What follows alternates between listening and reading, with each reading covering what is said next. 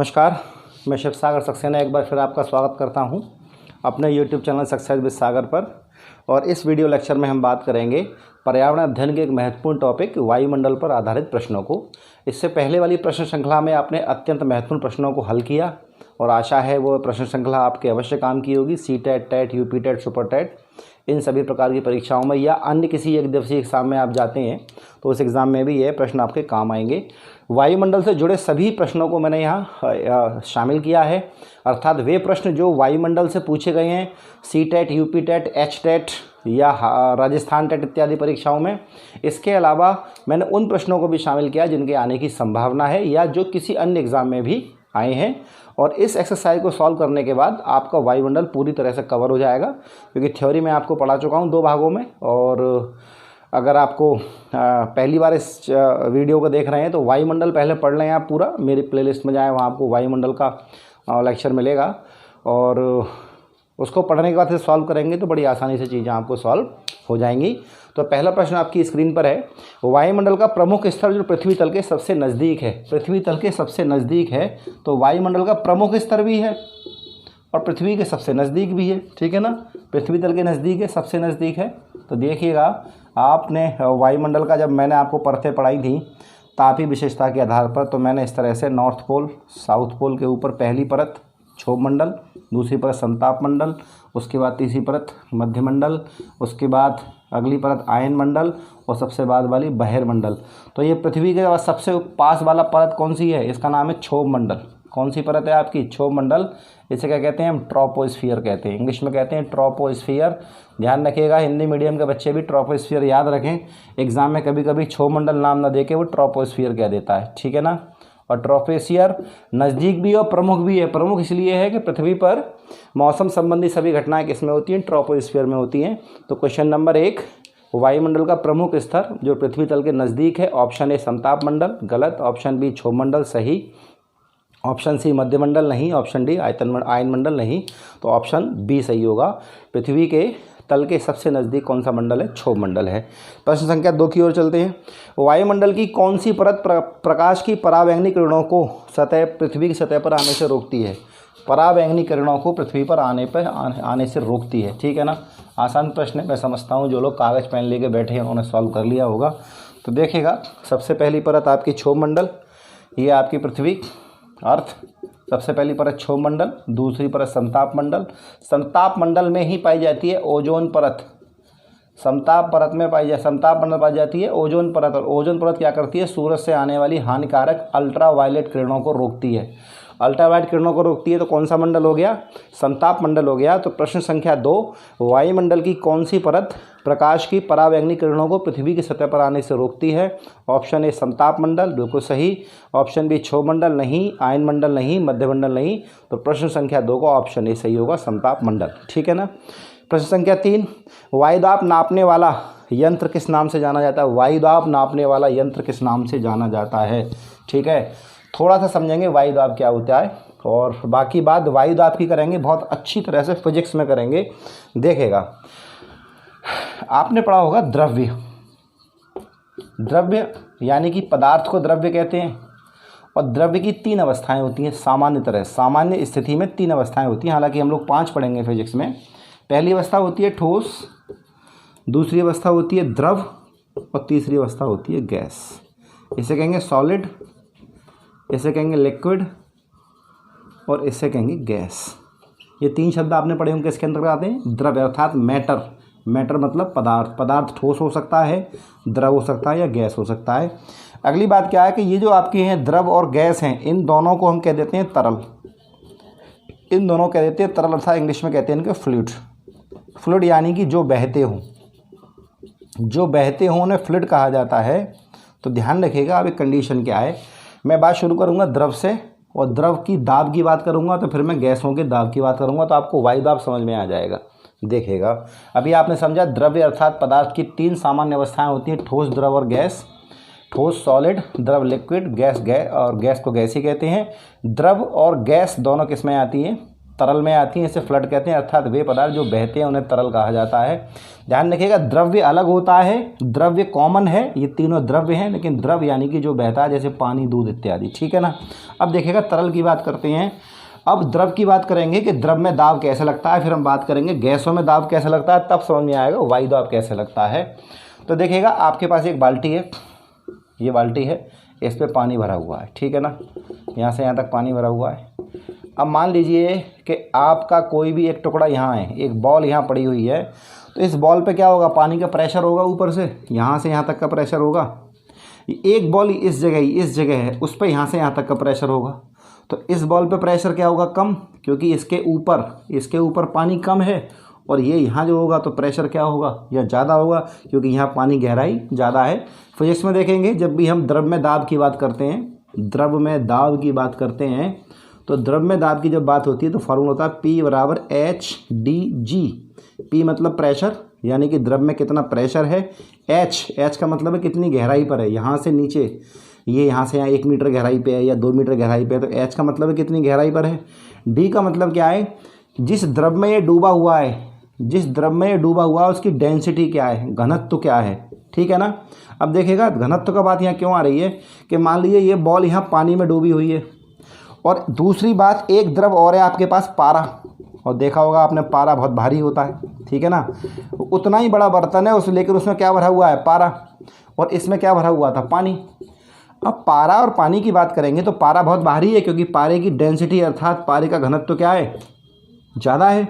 अब पारे का घनत्व जब ज़्यादा है, और यहीं जैसे ये बॉल इस ऊंचाई पर है और ये बॉल इस ऊंचाई पर है, तो जितना दाब ये बॉल यहाँ महसूस कर रही होगी, इससे ज़्यादा कहीं यहाँ महसूस हो रहा होगा। क्यों हो रहा होगा, क्योंकि दोनों एक से हैं, बर्तन दोनों समान हैं, ठीक है ना। इनकी दोनों की मान लीजिए ये ऊंचाई बिल्कुल समान है, दोनों समान गहराई पर हैं, तो H का मान दोनों जगह समान होगा इसके लिए, लेकिन दोनों के घनत्व में क्या है अंतर, क्योंकि पानी हल्का है और पारा क्या है, थोड़ा भारी है, क्योंकि पारे का घनत्व ज़्यादा है। तो फॉर्मूला P में H देखा आपने गहराई, D देखा आपने कि जिस द्रव में डूबी हुई है उस द्रव का घनत्व क्या है, वो द्रव जितना गाढ़ा अर्थात जितना भारी होगा उतना ही प्रेशर ज़्यादा होगा, और G पृथ्वी का गुरुत्वाकर्षण होता है, यानी कि 9.8 मीटर पर सेकंड स्क्वायर गुरुत्वीय त्वरण की बात होती है यहाँ पे, ठीक है ना। तो यहाँ आप देखेंगे कि किसी भी द्रव में कोई चीज़ डूबी हुई है तो उस पर कोई ना कोई प्रेशर काम करेगा, जितना ऊपर होगी उतना प्रेशर कम होगा, और जितना नीचे होगी उतना प्रेशर ज़्यादा होगा। तो आपने देखा द्रव में दाब क्या होता है, ठीक है ना। फॉर्मूला आपके सामने लिखा है, हालांकि फिजिक्स में इसको हम ड्राइव करेंगे। अब बात करते हैं गैसों में दाब कैसे लगेगा। अब देखिएगा, मैं यहाँ से साफ़ करता हूँ इसको। देखिएगा, मैं बड़ी आसानी से इसका प्रश्न का आंसर दे सकता था, लेकिन नहीं, आपको प्रॉपर समझ होनी चाहिए, क्योंकि आगे जब मैं फिजिक्स पढ़ाऊँगा तब आपको ये बहुत काम आएगा। अब देखिएगा, ये पृथ्वी है और ये पृथ्वी है, ठीक है ना। ये इक्वेटर, ये नॉर्थ पोल, ये साउथ पोल, इसके चारों तरफ ये वायुमंडल है, ये वायुमंडल है पूरा। मैं इसमें परत नहीं बना रहा हूँ, यहाँ से वायुमंडल शुरू हो रहा है और यहाँ तक ख़त्म हो रहा है, पूरा वायुमंडल है। वायुमंडल में क्या है, वायु मतलब गैसों का मिश्रण, ठीक है ना, गैसों का मिश्रण। अब देखा जाए तो गैसें एक तरह से पृथ्वी पर क्या हैं, रखी हुई हैं ना, सारी गैसें पृथ्वी पर क्या रखी हुई हैं, या पृथ्वी से चिपकी हुई हैं। क्यों चिपकी हुई हैं, क्योंकि पृथ्वी का गुरुत्वाकर्षण अच्छा खासा है। मैंने बताया था आपको वायुमंडल वाले चैप्टर में कि वायुमंडल क्यों है, पृथ्वी का गुरुत्वाकर्षण ज़्यादा है, और इसीलिए पृथ्वी का पलायन वेग ज़्यादा है। मैंने बताया था 11.2 किलोमीटर पर सेकंड की वजह से यहाँ से गैसें छोड़कर नहीं जा सकती, गैसें छोड़कर नहीं जा सकती, इसीलिए यहाँ क्या है, वायुमंडल है। अब वायुमंडल जो पूरा एक तरह से चैम्बर है, इसमें गैस भरी हुई है। आप यहाँ हैं, इस जगह पृथ्वी पर हैं, और एक बंदा थोड़ा सा ऊंचाई पर है, यहाँ मान लीजिए इतनी ऊंचाई पर है, आप बिल्कुल ज़मीन पे, ये थोड़ा सा ऊंचाई पर है, तो इसके सर पे वायु का भार ज़्यादा होगा और इसके सर पे वायु का भार कम होगा। जैसे आपने देखा था कि एक पानी का मैंने कंटेनर आपको बनाया था, इस तरह से बनाए थे इस तरह से बनाया था कंटेनर, जिसमें यहाँ एक बॉल थी, एक ये बॉल थी। तो जो बॉल ज़्यादा नीचे थी उस पर प्रेशर ज़्यादा था, जो बॉल ऊपर थी प्रेशर कम था। आप पृथ्वी के तल पे खड़े हैं तो प्रेशर ज़्यादा होगा, पृथ्वी से ऊपर जाएंगे तो प्रेशर क्या हो जाएगा, कम हो जाएगा ना। आपने देखा नहीं है, पहाड़ों पर जाते हैं तो वायु दाब कम हो जाता है। तो यानी कि वायु द्वारा व्यक्ति के ऊपर लगाया दाब क्या कहलाता है, तो वायु दाब कहलाता है। जैसे पानी में या द्रव में इन इन जो आपकी बॉल्स थी इन पे दाब लग रहा था ना ऊपर से, जो बॉल जितनी नीचे थी उतना दाब ज़्यादा, जितनी ऊपर थी उतना दाब कम। इसीलिए पृथ्वी के तल पे आप होते हैं तो दाब बहुत होता है, और पृथ्वी के तल से ऊपर जाते हैं तो दाब कम होने लगता है, ठीक है ना। तो इस तरह से वायुदाब हो गया। अब वायुदाब को मापने का यंत्र देखिए, व्याख्या बहुत आवश्यक है। तो वायुदाब नापने वाला यंत्र किस नाम से जाना जाता है? आंसर सही है, बैरोमीटर, ठीक है ना। बैरोमीटर की बात फिजिक्स में और करेंगे कि बैरोमीटर का पाठ्यांक एकदम नीचे गिरता है तो क्या होता है, एकदम ऊपर उठता है तो क्या होता है। बाकी के इसमें 3 मीटर आपको दे रखे हैं। थर्मामीटर टेम्परेचर मापने का काम आता है, सीस्मोग्राफ भूकंप मापने का यंत्र होता है, हाइग्रोमीटर हाइग्रोमीटर क्या मापता है? आपके आसपास जो वायुमंडल है उसमें कितनी आर्द्रता है, कितनी नमी है, सही है ना। आपके आसपास नमी होती है ना, कि आपने एक बोतल से कोल्ड ड्रिंक निकाल के ग्लास में की तो ग्लास के चारों तरफ पानी की बूंदें जम जाती है ना, तो ये किसकी वजह से? आर्द्रता की वजह से। फिजिक्स में चर्चा करेंगे क्यों होता है। तो आपके आसपास के वायुमंडल में कितनी नमी है वो कौन नापता है? हाइग्रोमीटर मापता है, ठीक है ना। तो प्रश्न संख्या 3 का आंसर ए सही है, बैरोमीटर। आशा करता हूँ वायुदाब आपको समझ में आया होगा, बाकी बात फिजिक्स में करेंगे इसकी। अगला प्रश्न संख्या 4 आपकी स्क्रीन पर है। वायुमंडल में 99% भाग पर किन 2 गैसों का विस्तार है? बहुत आसान क्वेश्चन है। 99% भाग पर 2 ही गैसें हैं आपकी, पहली गैस है ऑक्सीजन और दूसरी है आपकी नाइट्रोजन। 99% का मतलब क्या हो गया कि ऑक्सीजन का परसेंटेज आपका लगभग 78 है, 78.08, और ऑक्सीजन का आपका 20.95 के आसपास है। आप जोड़ेंगे तो दोनों लगभग 99% आ जाएगा। तो वायुमंडल में सबसे ज़्यादा 2 गैसें कौन सी हैं? ऑक्सीजन एवं नाइट्रोजन। ऑप्शन बी सही है आपका, ठीक है। आसान था, हो गया होगा। अगला प्रश्न संख्या 5, पृथ्वी के वातावरण की किस सतह में ओजोन परत पाई जाती है? किस सतह में ओजोन परत पाई जाती है? तो हम लोग क्या कहते हैं? समताप मंडल में पाई जाती है। अब ऑप्शन में समताप मंडल नहीं है, इसीलिए मैं आपसे कह रहा था ये आपकी पृथ्वी है, ये आपका पहली परत, ये आपकी दूसरी परत, ये परत क्षोभ मंडल, ये परत समताप मंडल। और समताप मंडल को इंग्लिश में कहते हैं स्ट्रेटोस्फीयर, ठीक है ना। तो आप जो हिंदी माध्यम के हैं उसे ऐसे याद रखें, स्ट्रेटोस्फीयर, ठीक है ना। और यहाँ कौन सी लेयर पाई जाती है? ओजोन परत पाई जाती है। अब काम क्या होता है इसका? परावैंगनिक किरणों को रोकना। तो प्रश्न संख्या 5 का ऑप्शन बी सही है, ठीक है ना। स्ट्रेटोस्फीयर में अर्थात समताप मंडल में ओजोन परत पाई जाती है, ठीक है ना। अगली बात करें प्रश्न संख्या 6 की, अधिकतर पेड़ पौधे पाए जाते हैं। देखिए पेड़ पौधे आपके समुद्र में भी पाए जाते हैं, बहुत छोटे छोटे पेड़ पौधे पाए जाते हैं, ठीक है ना। लेकिन सबसे ज़्यादा पेड़ पौधे कहाँ पाए जाते हैं? थल में, यानी कि ज़मीन पर, थल मंडल में पाए जाते हैं, ठीक है ना।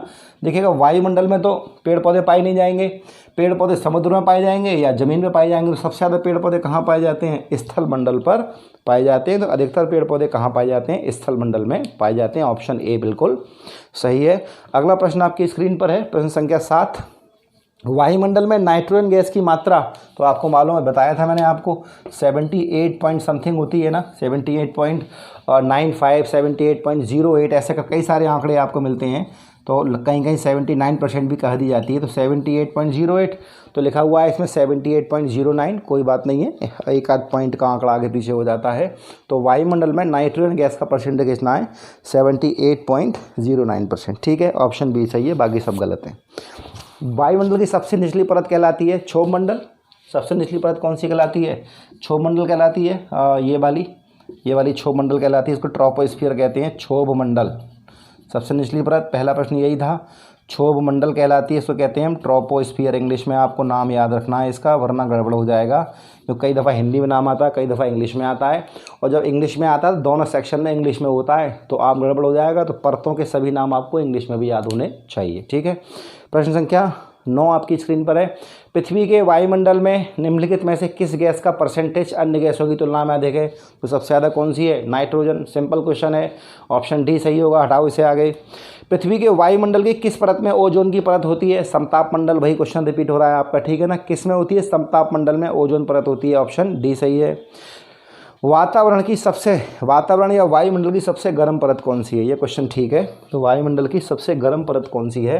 तो देखिए गर्म परत की बात करते हैं।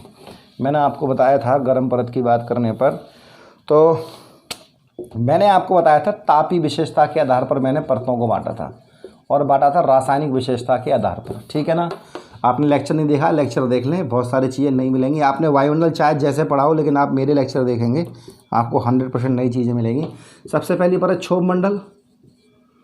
मंडल यानी कि ट्रोपोस्फियर, ठीक है ना। दूसरी परत समताप मंडल, ऊपर जाने की बात हो रही है, समताप मंडल, स्ट्रेटोस्फियर। तीसरी परत मध्यमंडल, मीसोस्फियर। चौथी परत की बात की थी मैंने तापमंडल, और तापमंडल को फिर दो भागों में बांटा। पहले भाग बांटा आयन मंडल और दूसरा भाग बहिर्मंडल, सही है ना। बहिर्मंडल सबसे ज़्यादा गर्म तो बहिर्मंडल है। सबसे गर्म कौन सी है? बहिर्मंडल बताया था मैंने आपको। लेकिन यहाँ ऑप्शन में बहिर्मंडल नहीं है, ऑप्शन में थर्मोस्फियर, यानी कि तापमंडल को कहते हैं थर्मोस्फियर। ताप यानी कि थर्मोस्फियर, सही है ना।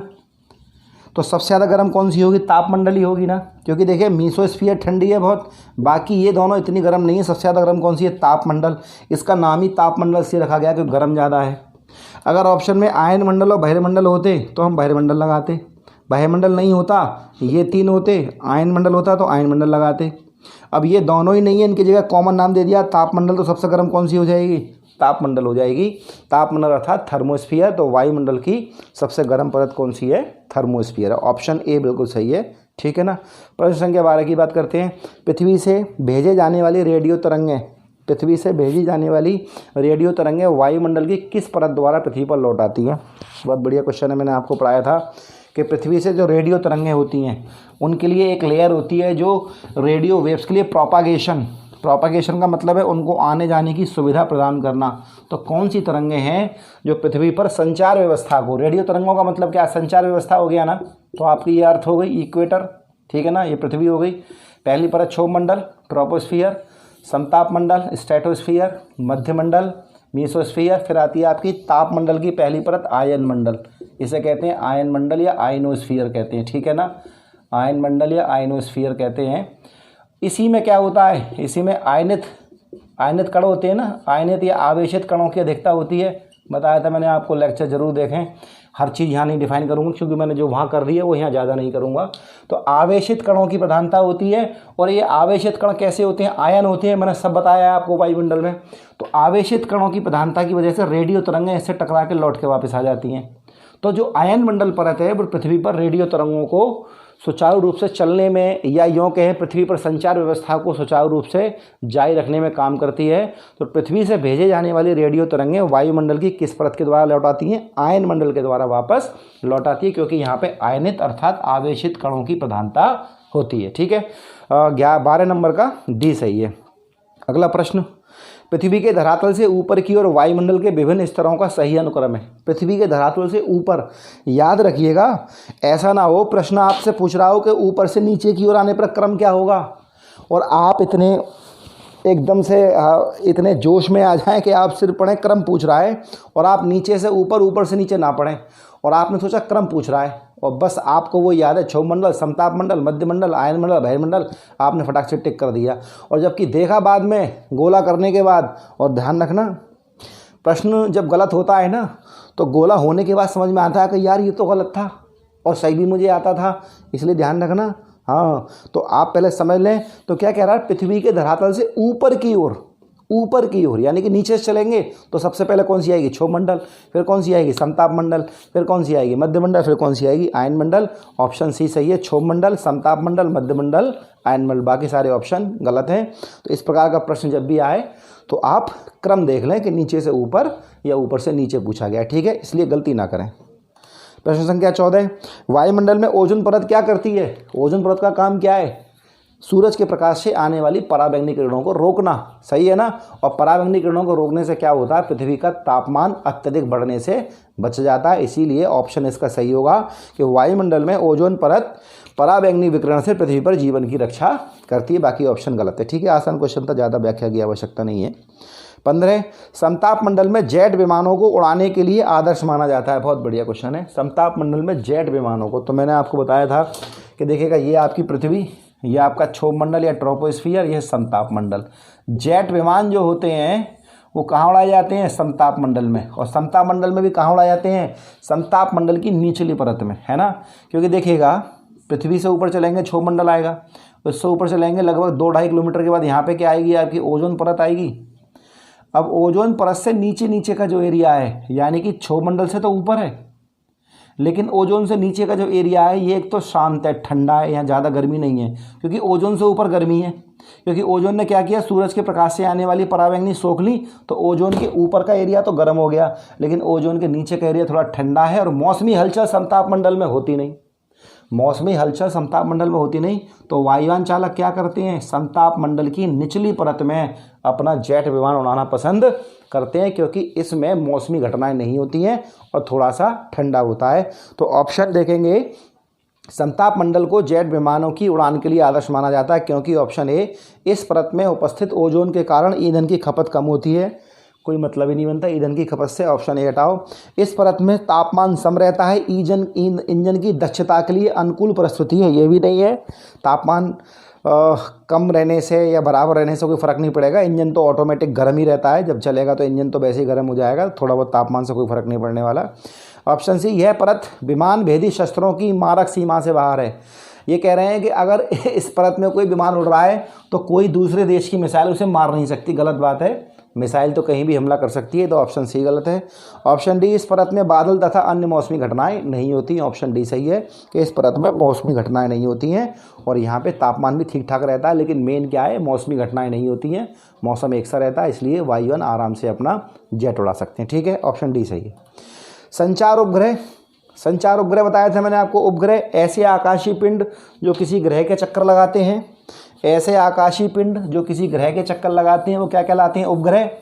और उपग्रह दो प्रकार के, प्राकृतिक उपग्रह और कैसे उपग्रह, मानव निर्मित उपग्रह। उपग्रह का मतलब क्या था, उपग्रह क्या कहते हैं इंग्लिश में, सैटेलाइट, सैटेलाइट कहते हैं, ठीक है ना। क्या होता है, किसका चक्कर लगाते हैं, ऐसे आकाशीय पिंड जो ग्रह के चक्कर लगाते हैं, ग्रह की परिक्रमा करते हैं, है ना। ऐसे आकाशीय पिंड जो किसी ग्रह के चक्कर लगाते हैं उपग्रह कहलाते हैं। उपग्रह दो प्रकार के होते हैं आपके, पहला प्राकृतिक और दूसरा कैसा हो गया, मानव निर्मित हो गया। कैसा हो गया, मानव निर्मित हो गया। प्राकृतिक जो प्रकृति ने खुद बनाया है, जैसे चंद्रमा पृथ्वी का उपग्रह है, प्राकृतिक है। डीमोस, फोबोस मंगल ग्रह के हैं, पढ़ेंगे हम जब सौरमंडल पढ़ेंगे। मानव निर्मित उपग्रह क्या होते हैं, जो मानव द्वारा भेजे जाते हैं अंतरिक्ष में, इनके कई सारे काम होते हैं। संचार व्यवस्था, पृथ्वी पर जो आप टेलीफोन वगैरह से बात करते हैं, ये सब उपग्रह के माध्यम से होती है। आपका टेलीविज़न, रेडियो इत्यादि सब इसी की वजह से चलता है। आपको जो मौसम की जानकारी मिलती है वो सब किससे मिलती है, इन्हीं मानव निर्मित उपग्रहों से मिलती है। तो मानव निर्मित संचार उपग्रह कहाँ पाए जाते हैं, कौन सी लेयर में, सबसे बाहर वाली लेयर में, सबसे बाहर वाली लेयर में पाए जाते हैं। तो आपने देखा उपग्रह, सब ये समझ में आ गया होगा आपके। तो आप देखेंगे कि पृथ्वी की कौन सी लेयर में, सबसे बाहर वाली लेयर में, तो एक पृथ्वी, ये आपका क्षोभ मंडल, समताप मंडल, मध्य मंडल, आयन मंडल, और सबसे वाली लेयर कौन सी है, बहिर्मंडल, यानी कि एक्सोस्फीयर। तो आपके कहाँ पाए जाएंगे, आपके एक्सोस्फीयर में पाए जाएंगे, ठीक है ना। हालांकि मैंने इसके बारे में बताया था कौन कौन से होते हैं, लो अर्थ ऑर्बिट वाले, जो लो अर्थ ऑर्बिट वाले होते हैं, लियो, जिन्हें कहा जाता है निम्न भूकक्षा, है ना, जिनकी कक्षा ज़्यादा ऊंची नहीं होती, वो संचार उपग्रह कहाँ पाए जाते हैं, बहिर्मंडल में पाए जाते हैं। तो संचार उपग्रह वायुमंडल के किस स्तर में अवस्थित किए जाते हैं, बहिर्मंडल में अवस्थित किए जाते हैं। आपने मेरा लेक्चर नहीं देखा है वायुमंडल का, ज़रूर देखें, चीज़ें एकदम शीशे की तरह साफ होंगी। अगले प्रश्न संख्या की बात करें, निम्नलिखित में से कौन से वायुमंडल के स्तरों, यानी कि वायुमंडल की परतों और उनके अभिलक्षणों, यानी कि उनकी विशेषताओं के सुमेलन में सही नहीं है, है ना। एक तरफ इन्होंने वायुमंडल की परतें दे रखी हैं और एक तरफ उन परतों की विशेषता दे रखी है। अब ये पूछ रहे हैं इनमें से कौन सी सही हैं, सुमेलन में सही है, मतलब तीन जोड़े सही हैं, यानी कि लेयर के सामने जो उसका लिखा हुआ है विशेषता वो तो सही है, एक लेयर की जो विशेषता है वो गलत है। तो देखते हैं कौन सी सही है कौन सी गलत है, तो हमें सही ढूंढनी है। पहली है क्षोभ मंडल, सामने लिखा है मौसम संबंधी घटनाएं, सही है, क्षोभ मंडल में होती है, तो पहला सही है। समताप मंडल, ओजोन परत, बिल्कुल सही है।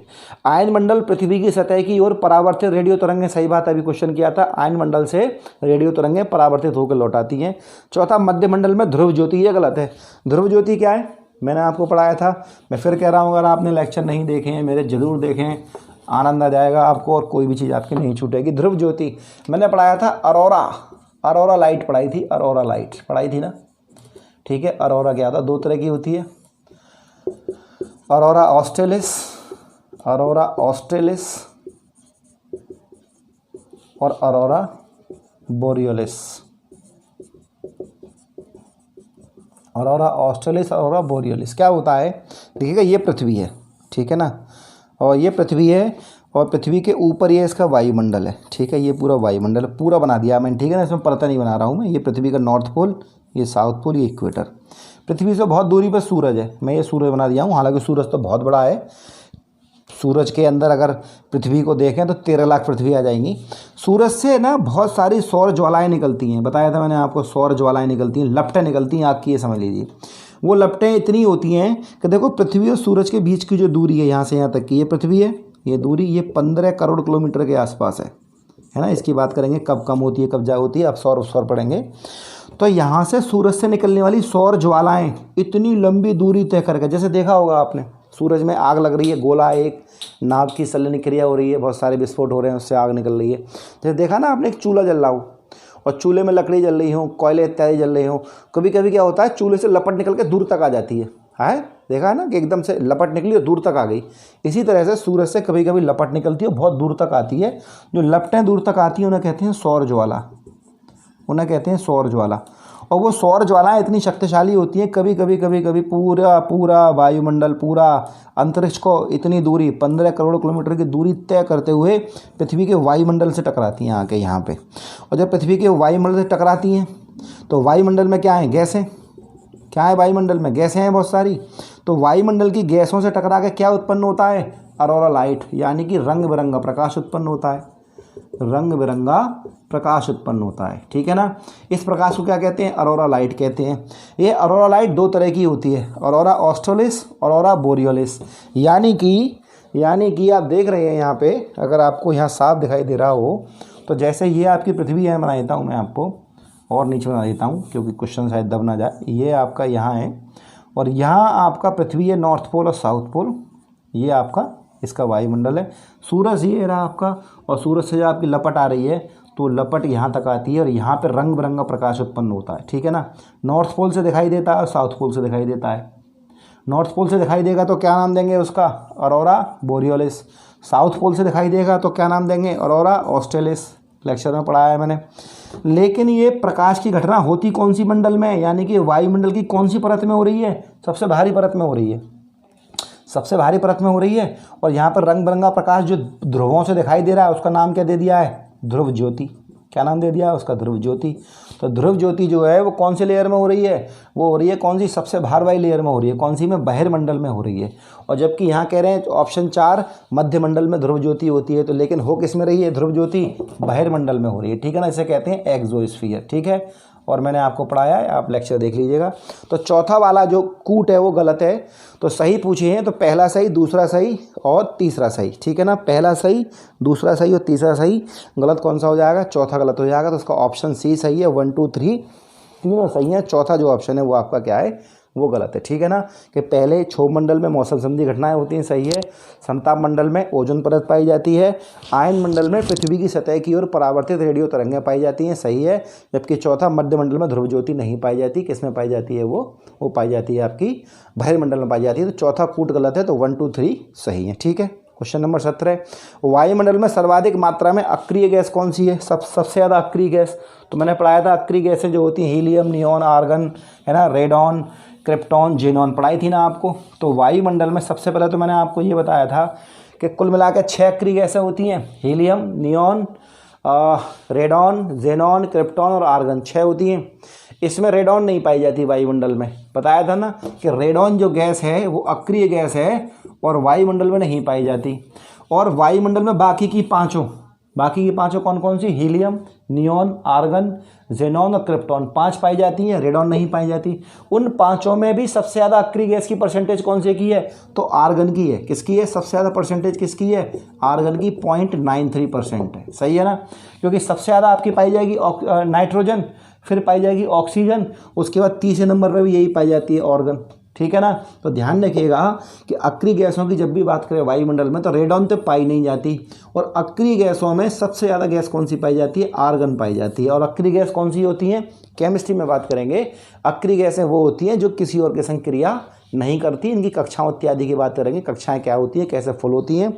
और अक्रिय गैसों का ज़्यादातर उपयोग बल्ब इत्यादि में जो गैसें भरी होती हैं ना उनमें किया जाता है। तो वायुमंडल में सर्वाधिक मात्रा में जो गैस पाई जाती है ऑर्गन, इसका परसेंटेज 0.93%। तो ऑप्शन ए बिल्कुल सही है। बाकी की 3 जो गैसें हैं क्रिप्टॉन, हीलियम, नियॉन, ये पाई जाती है लेकिन इतनी मात्रा में नहीं पाई जितने में ऑर्गन पाई जाती है। ठीक है, 19 की बात करें। पृथ्वी के वायुमंडल में पाई जाने वाली निम्नलिखित गैसों का सही अवरोही क्रम कौन सा होगा? अवरोही, प्रश्न को ध्यान से पढ़ लें, अवरोही पूछ रहा है, यानी कि पहले सबसे ज़्यादा वाली, फिर उससे कम वाली, और आरोही होता तो पहले कम, फिर उससे ज़्यादा, फिर उससे ज़्यादा। ठीक है ना, डिसेंडिंग असेंडिंग समझते होंगे आप। तो अवरोही क्रम में सबसे पहले बात करेंगे तो नंबर 1 पे आपकी कौन सी आती है? नाइट्रोजन। सही है ना, तो ऑप्शन 1 हो गया आपका पहला। उसके बाद पाई जाएगी ऑक्सीजन, तो ऑक्सीजन के नंबर पे? 3 नंबर पे ऑक्सीजन। सही है ना, ऑक्सीजन के नंबर पे 3 नंबर पे। ऑक्सीजन के बाद देखेंगे तो पाई जाएगी आपकी आर्गन, मैंने बताया था आर्गन पाई जाएगी। ठीक है ना, आर्गन कितनी होती है? आर्गन 0.93%। ऑक्सीजन क्या कितनी होती है आपकी? लगभग 21%। नाइट्रोजन कितनी होती है? लगभग 78%। आर्गन की अगर बात करेंगे तो पाई जाएगी आपकी कौन सी? कार्बन डाइऑक्साइड पाई जाएगी। सही है ना, CO2 पाई जाएगी। CO2 पाई जाएगी आपकी 0.038%, 0.038%। कुछ जगह इसको 0.04% भी कर देते हैं। सही है ना, एक ही बात है। 38 को हम 40 कर देंगे और 40 जब लिख देंगे तो हम 0 हटा के 4 कर सकते हैं, तो एक ही बात है। तो सबसे पहले पाएगी नाइट्रोजन, ऑक्सीजन, आर्गन, CO2 और सबसे बाद में पाई जाएगी नियॉन। नियॉन पाई जाएगी और नियॉन कितनी है? 0.0018%। सही है ना, 0.0018% पाई जाएगी। तो नाइट्रोजन सबसे ज़्यादा, ऑक्सीजन सबसे ज़्यादा, आर्गन सबसे ज़्यादा, CO2 और ये 1 2 3 4 5 सबसे ज़्यादा, उससे कम, उससे कम, उससे कम, उससे कम। अब इनका कूट क्या दे रखा है? नाइट्रोजन दे रखी है 1 नंबर पे। सही है ना, अब दूसरी ऑक्सीजन दे रखी है 3 नंबर पे। ठीक है, उसके बाद आपका ऑर्गन दे रखी है 4 नंबर पे। ठीक है ना, CO2 दे रखी है आपकी 2 नंबर पे। ठीक, और नियॉन दे रखी है आपकी 5 नंबर। तो कूट बन जाएगा 1 3 4 2 5, 13,425। 1 3 4 2 5, 1 3 4 2 5। ऑप्शन सी बिल्कुल सही है। आशा करता हूँ समझ में आ गया होगा। तो सबसे सही अवरोही क्रम क्या है इसका? 1 3 4 2 5, ऑप्शन सी सही है। अगले की बात करते हैं। वायुमंडल को क्षोभ मंडल, समताप मंडल आदि परतों में विभाजित करने का आधार क्या है? बहुत बढ़िया क्वेश्चन है, बहुत बढ़िया क्वेश्चन है। नॉर्मल आप अगर कहीं और से पढ़ने के बाद आए हैं, अगर आप सीधे प्रश्न श्रृंखला देख रहे हैं, तो आप सीधे प्रश्न श्रृंखला को देखने से पहले मेरे द्वारा पढ़ाया गया वायुमंडल पूरा देखें, निश्चित ही आपको फ़ायदा होगा और ये प्रश्न आपको दिक्कत नहीं करेगा। मैंने वायुमंडल की परतों को 2 भागों में बांटा था और 2 आधार पर बांटा था। परतों का वर्गीकरण जब किया था तो परतों के वर्गीकरण में मैंने 2 आधार लिए थे। पहला आधार लिया था तापीय विशेषता के आधार पर। तापीय विशेषता के आधार पर परतें मैंने बांटी थी 1 2 3 4। कौन कौन सी? क्षोभ मंडल, ठीक है, ट्रोपोस्फियर लिख लेना, समताप मंडल, स्ट्रेटोस्फियर, मध्यमंडल, मीसोस्फियर। उसके बाद चौथी बताई थी मैंने आपको ताप मंडल, है ना। और ताप मंडल के भी 2 बताए थे मैंने, आयन मंडल और बहिर्मंडल या आयतन मंडल बताया था ना, बहिर्मंडल या आयतन मंडल। और दूसरा वर्गीकरण किया था मैंने किसके आधार पर? रासायनिक विशेषता के आधार पर। यानी कि वायुमंडल की परतों का जो दूसरा वर्गीकरण था वो रासायनिक विशेषता के आधार पर था, जिसमें सममंडल, ठीक है ना, और दूसरा विषम मंडल। पढ़ लेना, पूरे लेक्चर में साफ लिखा हुआ है, सब बताया मैंने। तो जो हमने क्षोभ मंडल, समताप मंडल, ये सब जो बांटा है वो कौन सी विशेषता के आधार पर? तापीय विशेषता के आधार पर बांटा है। तो वायुमंडल को क्षोभ मंडल, समताप मंडल, मध्यमंडल आदि परतों में विभाजित करने का मुख्य आधार क्या है? ताप मंडल है, बात खत्म। ठीक है ना, ताप के आधार पर हमने इस तरह से बांटा है। ठीक है ना, जबकि रासायनिक विशेषता के आधार बांटा था सममंडल और विषम मंडल के रूप में। तो ऑप्शन ए सही है। अगला, क्षोभ मंडल की धरातल से अधिकतम ऊंचाई क्या है? बता ही चुका हूँ। क्षोभ मंडल की धरातल से अधिकतम ऊंचाई जो है वो 18 किलोमीटर तक होती है और कितनी होती है? न्यूनतम कितनी होती है? 8 किलोमीटर तक। यानी कि ध्रुवों पर कितना होता है क्षोभ मंडल? 8 किलोमीटर। और विषुवत रेखा पर कितना होता है? विषुवत रेखा पर होता है 18 किलोमीटर। तो अधिकतम कितनी पूछेगा, अधिकतम पूछेगा तो 18 किलोमीटर, न्यूनतम पूछेगा तो 8 किलोमीटर। और अगर एवरेज पूछता है, सही है ना, औसत पूछता है क्षोभ मंडल तो कितना, 13 किलोमीटर। कुछ जगह 14 किलोमीटर दिखाते हैं, कोई बात नहीं है, ऐसा नहीं होगा कि 14 13 दोनों आंकड़े दे रखे हैं तो 13 दे रखा होगा या 14 दे रखा होगा। तो फिलहाल इस सवाल में पूछा है क्षोभ मंडल की धरातल से अधिकतम ऊंचाई कितनी है, अधिकतम ऊंचाई 18 किलोमीटर, न्यूनतम ऊंचाई 8 किलोमीटर। तो ऑप्शन 18 किलोमीटर वाला सही होगा, अर्थात ऑप्शन डी सही है। ठीक है, चलिए, क्षोभ मंडल की तापमान की सामान्य ह्रास की दर, बहुत बढ़िया बताया था मैंने आपको, पूरा लेक्चर देखेंगे तो क्लियर हो जाएगा। मैंने कहा था कि क्षोभ मंडल पृथ्वी, ये आपकी अर्थ, और ये पहली लेयर आपकी क्षोभ मंडल है, सही है ना। क्षोभ मंडल कहाँ तक पाई जा रही है, एवरेज 13 किलोमीटर तक, एवरेज है ये, अधिकतम 18 किलोमीटर तक और न्यूनतम आपकी 8 किलोमीटर तक। अब क्षोभ मंडल में आप ये पृथ्वी के तल पे खड़े हैं, ऊपर जब जाएंगे, ऊपर जब जाएंगे तो मैंने बताया था कि 1000 मीटर ऊपर जाने पर टेम्परेचर कितना गिरता है, 6.5 डिग्री सेंटीग्रेड डाउन हो जाता है। यानी कि आप ज़मीन पर खड़े हैं और 1000 मीटर ऊपर पहुंच गए, यानी कि 1 किलोमीटर ऊपर पहुंच गए, तो तापमान कितना कम हो जाएगा, 6.5 डिग्री सेंटीग्रेड।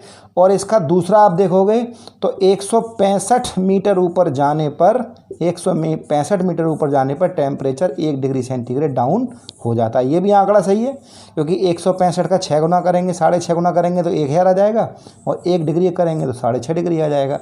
तो अगर आपसे पूछा है दोनों में से कोई, तो बता सकते हैं कि ऊपर जाने पर तापमान इस स्पीड से कम होता है कि 1000 मीटर ऊपर गए तो 6.5 डिग्री सेंटीग्रेड, या 165 मीटर ऊपर गए तो 1 डिग्री सेंटीग्रेड। तो क्या कह रहे हैं, क्षोभ मंडल में तापमान की सामान्य ह्रास, ह्रास कहते हैं नुकसान, गिरावट कि 1 डिग्री सेंटीग्रेड प्रत्येक कब होती है, 146 मीटर ना, 156 मीटर ना, 166 मीटर सही है, 166 या 165, तो 165 या 166 मीटर ऊपर जाने पर टेम्परेचर 1 डिग्री सेंटीग्रेड डाउन हो जाता है। ऑप्शन सी बिल्कुल सही है।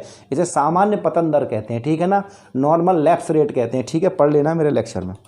क्वेश्चन नंबर 23, क्षोभ मंडल एवं सप्ताह मंडल के बीच स्थित संक्रमण क्षेत्र को क्या कहा जाता है। बहुत बढ़िया क्वेश्चन है, नया क्वेश्चन है, मैंने बताया था ऐसे क्वेश्चन आपको, क्योंकि देखिएगा इस बार यूपी टेट की परीक्षा ने सबके होश उड़ा दिए हैं, इसलिए मैं आपको चीज़ें बहुत कवर करके पढ़ा रहा हूँ। ये ना सोचें कि ये इतना डिटेल वाली बात क्यों है, क्योंकि पेपर का कोई भरोसा नहीं है, दिन ब दिन कंपटीशन टफ होता जा रहा है, ठीक है ना। तो आप देखेंगे ये आपका पृथ्वी, पहली परत क्षोभ मंडल, क्षोभ मंडल खत्म होगी तो क्या आएगा, समताप मंडल। भाई ये क्षोभ मंडल है, ट्रोपोस्फियर, ये समताप मंडल है। क्षोभ मंडल की आखिरी सीमा जब ये शुरू हो रही है तो मैंने क्या नाम दिया था इसको, क्षोभ सीमा। क्या नाम दिया था, क्षोभ सीमा। इंग्लिश में कहा था ट्रोपोपॉज, ट्रोपोपॉज कहा था ना। तो ये दोनों जहाँ मिल रही हैं, समताप और क्षोभ जहाँ मिल रही हैं, उसका नाम क्या है, क्षोभ सीमा। यही तो कह रहा है। क्षोभ मंडल एवं समताप मंडल के बीच स्थित संक्रमण क्षेत्र को क्या कहा। संक्रमण का मतलब क्या है कि क्षोभ मंडल तो खत्म हो रहा है और समताप मंडल शुरू हो रहा है, सही है ना। तो ऐसा तो होगा नहीं कि क्षोभ खत्म हुआ और समताप आ गया। भाई ऐसा तो है नहीं कि एक ईंट रखी थी, वो ईंट खत्म हुई, दूसरी ईंट आ गई, सही है ना। तो क्षोभ मंडल जब खत्म हो रहा होगा और समताप मंडल शुरू हो रहा होगा, तो जो दोनों मिक्स हो रहे होंगे वो कुछ एरिया कैसा होगा, दोनों का मिक्सअप होगा, नहीं होगा, है ना, दोनों का मिक्सअप होगा। तो उससे क्या कहेंगे, संक्रमण क्षेत्र कहेंगे, क्योंकि यहाँ जो एरिया होगा वो दोनों का मिक्सअप होगा, थोड़ा सा मिक्सअप होगा। और जैसे ही स्टार्टिंग में जाएंगे तो क्षोभ मंडल कम होना शुरू हो जाएगा, समताप मंडल ज़्यादा आना शुरू हो जाएगा, तो फाइनली क्या आ जाएगा, समताप मंडल। तो जो एरिया यहाँ होगा, दोनों का मिलन बिंदु जो होगा वो क्या कहलाएगा, क्षोभ सीमा कहलाएगा। तो क्षोभ मंडल एवं समताप मंडल के बीच स्थित संक्रमण क्षेत्र को क्या कहा जाता है, क्षोभ सीमा कहा जाता है। ऑप्शन बी सही है। जेट धाराएं कहाँ चलती हैं, मैंने बताया था जेट धाराएं कहाँ चलती हैं। जेट धाराएं क्या होती हैं, पृथ्वी की सतह से 10-12 किलोमीटर ऊपर चलती हैं, और दिशा क्या होती है उनकी, पश्चिम से पूरब होती है, सही है ना। जाड़ों में जो भी बारिश होती है ना, वो जेट धाराओं की वजह से होती है, और होती है किसकी वजह से, एक मानसून आता है जिसे कहते हैं पश्चिमी विक्षोभ, आप पढ़ते होंगे वेस्टर्न डिस्टर्बेंस। ध्यान रखिएगा, अभी जो मई चल रहा है ना, मौसम ठंडा है, और मौसम ठंडे होने की वजह क्या है, वेस्टर्न डिस्टर्बेंस ही है। हम पढ़ेंगे जब मैं वायुमंडल पढ़ाऊंगा आपको, वर्षा इत्यादि पढ़ाऊंगा, कि मई में आप देख रहे हैं ना मौसम कई डिग्री सेंटीग्रेड डाउन है। उसकी वजह ये नहीं है कि ये जो लॉकडाउन की वजह से ये वाहन इत्यादियों का धुआं कम है, ऐसा नहीं है। ये भी एक वजह है, लेकिन इतनी बड़ी वजह नहीं है। इसकी सबसे बड़ी वजह जो है, जो जाड़ों में बारिश होती है, वेस्टर्न डिस्टर्बेंस है, वो इसकी वजह ये है। तो वो जो बारिश होती है वो किसकी वजह से होती है, जेट धाराओं की वजह से होती है। और किसकी वजह से होती है? वेस्टर्न डिस्टर्बेंस की वजह से होती है। जेट धाराएँ क्या होती हैं? बहुत तेज़ हवाएँ होती हैं और पृथ्वी की सतह से वो क्या होती है? पृथ्वी की सतह से वो 10-12 किलोमीटर ऊपर चलती हैं, ठीक है, पश्चिम से पूरब चलती हैं। तो 10-12 किलोमीटर ऊपर चलनी, इसका मतलब क्या, कहाँ पाई जाएंगी? क्षोभ मंडल में पाई जाएंगी। और क्षोभ मंडल के कहाँ? सबसे ऊपर वाले इलाके में। तो कहाँ पाई जाएंगी? क्षोभ सीमा में, यानी कि इस जगह पाई जाएंगी, ठीक है। 10-12 किलोमीटर, 15 किलोमीटर। तो जेट धाराएँ कहाँ पाई जाती हैं? क्षोभ सीमा में पाई जाती हैं, ठीक है ना। अगला प्रश्न देखेंगे, वायुमंडलीय घटना के अध्ययन को क्या कहा जाता है? वायुमंडलीय घटना यानी कि वायुमंडल में जो घटनाएं हो रही हैं वो क्या है? काय के अंतर्गत आएंगी? मौसम विज्ञान के अंतर्गत आएंगी, नहीं आएंगी? तो वायुमंडलीय घटनाओं का अध्ययन काय में करते हैं हम? मौसम विज्ञान में कहते हैं। इसे कहते हैं मीटियोरोलॉजी। मीटियोरोलॉजी, सही है ना। इसे कहते हैं मीटियोरोलॉजी, कहते हैं मौसम विज्ञान कहते हैं, ठीक है ना। तो आपने देखा होगा मौसम की जानकारी देता है IMD। इसे कहते हैं इंडियन मीटियोरोलॉजिकल डिपार्टमेंट, सही है ना, डिपार्टमेंट, शॉर्ट में दिया department, Indian meteorological department IMD। इसकी स्थापना 1875 में हुई थी। इसका हेड ऑफिस कहाँ है? नई दिल्ली में है। और भारत में मौसम के बारे में कि वर्षा होगी, कि मौसम साफ रहने की संभावना, ये सब कौन देता है? तो ये मौसम संबंधी घटनाएं कहाँ होती हैं? वायुमंडल में होती हैं, सही है ना। तो इसको क्या कहा जाता है? मीटियोलॉजी कहा जाता है, मौसम विज्ञान। ऑप्शन बी बिल्कुल सही है, ठीक है ना। 26 की बात करें, पृथ्वी के ऊपर 4 क्षेत्रों में सबसे कम ऊंचाई किसकी है? बहुत बढ़िया क्वेश्चन है। सबसे कम ऊंचाई किसकी है? तो देखेंगे सबसे कम ऊंचाई की बात करें, वैसे मैं समझता हूँ आपका आंसर आपके पास आ गया होगा। सबसे कम ऊंचाई की बात करें तो देखो, ये पृथ्वी, अर्थ, सबसे पहली पर है क्षोभ मंडल, मैक्सिमम 18 किलोमीटर तक। इसके बाद संताप मंडल 50 किलोमीटर, यानी कि क्षोभ मंडल से ऊपर कितना? 32 किलोमीटर। उसके बाद अगली परत मध्यमंडल 80 किलोमीटर तक, यानी कि 30 की चौड़ाई हो गई। उससे ऊपर देखेंगे तो 640 तक आयन मंडल, और उससे ऊपर तो फिर बहुत ऊपर है ही। तो सबसे कम मोटाई किसकी है? क्षोभ मंडल की है, 18 किलोमीटर तक है, क्योंकि उससे ऊपर वाली तो 32 किलोमीटर है, 18 के बाद 50 तक, फिर उसके बाद ऊपर वाली 30 तक है, उससे ऊपर वाली तो और ज़्यादा है, फिर सबसे ऊपर वाली बाह्य मंडल और ज़्यादा है। तो सबसे कम मोटाई किसकी है? क्षोभ मंडल की है। तो पृथ्वी के ऊपर के 4 क्षेत्रों में सबसे कम ऊंचाई किसकी है? किसकी है भैया? ट्रोपोस्फियर की है, अर्थात किसकी? क्षोभ मंडल की। कितनी है? अधिकतम 18 किलोमीटर तक। क्वेश्चन नंबर 27, पृथ्वी में जिस ओजोन छिद्र का पता लगाया गया है, बहुत बढ़िया सवाल है, मैं मार्कर चेंज कर लूँ। पृथ्वी में जिस जगह ओजोन छिद्र का पता लगाया गया है, तो मैंने आपको पढ़ाया वायुमंडल में जब ओजोन पढ़ाई थी, ये आपकी पृथ्वी है, ये नॉर्थ पोल है, ये साउथ पोल है, ये इक्वेटर है। जब दक्षिणी ध्रुव पर जाते हैं तो यहाँ पे एक महाद्वीप है, इसका नाम है अंटार्कटिका। क्या महाद्वीप है? अंटार्कटिका। देखिएगा इंडिया के मैप आप बहुत लोगों ने देखा है और मुझे पता है कि काफ़ी चीज़ें क्लियर है वहाँ। वर्ल्ड के मैप की कई स्टूडेंट ने मुझसे कहा है, वर्ल्ड का मैप बिल्कुल तैयार कराऊंगा, निश्चिंत रहिए, बिल्कुल एकदम पानी की तरह क्लियर कराऊंगा, शीशे की तरह, ठीक है। तो आप देखेंगे ये आपका दक्षिणी ध्रुव है, दक्षिणी ध्रुव पे आप देखेंगे महाद्वीप है अंटार्कटिका। तो अंटार्कटिका पे क्या है? अंटार्कटिका पे किसी देश का कब्जा नहीं है। मैंने बताया था आपको वीडियो जब मैंने पढ़ाया था वायुमंडल, अंटार्कटिका पर ना तो कोई देश है महाद्वीप पर, और ना ही उस पर किसी देश का कब्जा है। वो केवल और केवल साइंस के लिए है कि वहाँ जाके आप अपनी खोज इत्यादि कर सकते हो। तो 1984 में अंटार्कटिका पे क्या हुआ? ब्रिटिश अंटार्कटिक सर्वे, ब्रिटिश मतलब इंग्लैंड है ना, ब्रिटिश अंटार्कटिक सर्वे की टीम के 3 वैज्ञानिक पहुंचे। कौन कौन से पहुंचे? जे शंकलिन पहले वैज्ञानिक थे, जे शंकलिन। दूसरे थे जोसेफ फारमैन, ठीक है ना। और तीसरे थे बी गार्डनर, पढ़ा चुका हूँ मैं आपको। ये तीनों पहुंचे यहाँ, इन्होंने चेक किया तो इन्होंने पाया कि अंटार्कटिका के ऊपर है, क्या है? जो समताप मंडल में ओजोन परत है उसमें छेद है, सही है ना। तो कब पता लगा इसके बारे में? 1984 में पता लगा। बाद में देखा आपने ओजोन दिवस मनाया जाता है, मैंने बता रखा है आपको। तो ओजोन परत में छेद कहाँ है? अंटार्कटिका के ऊपर है। तो ऑप्शन बी बिल्कुल सही है कि वायुमंडल में जिस ओजोन क्षेत्र का पता लगाया गया है वह कहाँ स्थित है?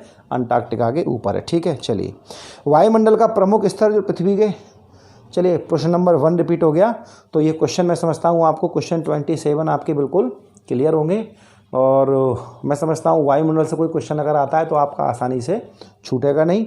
इसके बाद में और जो मैंने आपको हिमालय पढ़ाया उसके सारे क्वेश्चन सॉल्व कराऊंगा, और थोड़ी सी सीरीज कराने के बाद क्वेश्चन की फिर मैं दोबारा से चैप्टर तैयार कराऊंगा आपके। और आगे सीडीपी में आगे जीन पियाजे वाला चैप्टर बहुत इंपॉर्टेंट है। इधर आपका ज्योग्राफी इसमें ईवीएस में आपके भारत की और पहाड़ियाँ, अरावली इत्यादि पहाड़ियों की बात आपसे होगी, नदियों की बात होगी। और संडे को फिर मैं आपका एक लेक्चर फिजिक्स का भी शुरू करेंगे। अगर आपको वीडियो पर पहली बार आए हैं तो सब्सक्राइब कर लें चैनल को, निश्चित ही आप फ़ायदा रहा होगा आपका बहुत ज़्यादा। सारे सब्जेक्ट पढ़ाऊँगा आपको। और जैसे ही लॉकडाउन के बाद आपका सब नॉर्मल होता है और कोई ना कोई भर्ती निकलती है, चाहे वो सुपर टेट की या कोई और, तो इसी चैनल पे आपको मैथ मिलेगा, रीजनिंग मिलेगी, हिंदी मिलेगी और इसी तरह से मिलेगी बिल्कुल आराम से, ठीक है ना। और ऑफलाइन बैच भी आपके लिए अवेलेबल रहेंगे अलीगढ़ में। और वीडियो कैसा लगा ज़रूर बताएं। धन्यवाद।